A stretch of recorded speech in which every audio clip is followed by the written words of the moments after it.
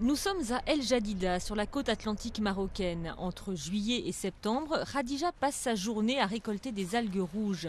C'est au Maroc qu'on en trouve le plus, à l'état sauvage. Pour elle, c'est un revenu essentiel, mais qui varie beaucoup selon le prix de vente au kilo. 70 centimes d'euros, 50 centimes, 80 centimes, mais cette année le prix est bas. Ces algues seront ensuite transformées pour en extraire de l'agar-agar, un gélifiant 100% naturel, très prisé dans l'alimentation et dans les produits bio en particulier. Au Maroc, l'essentiel de la récolte est exporté sous forme brute.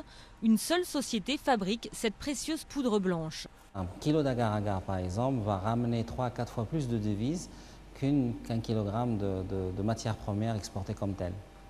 Donc toute cette matière première, même exportée, ne va servir que pour l'extraction d'agar-agar dans les pays de destination. Le marché est aujourd'hui très concurrentiel, en particulier car l'Asie a beaucoup investi dans l'aquaculture. L'algue rouge marocaine, elle, est menacée, les quotas de pêche ne sont pas respectés et la surexploitation empêche le renouvellement des stocks. Entre 1999 et 2004, la quantité d'algues a diminué de près de 40%. Il y a des endroits, il n'y a plus rien. Les algues sont parties. Mais moi, c'est la situation des gens qui me touche. Le plongeur a des responsabilités. Il faut payer le loyer, l'eau, l'électricité.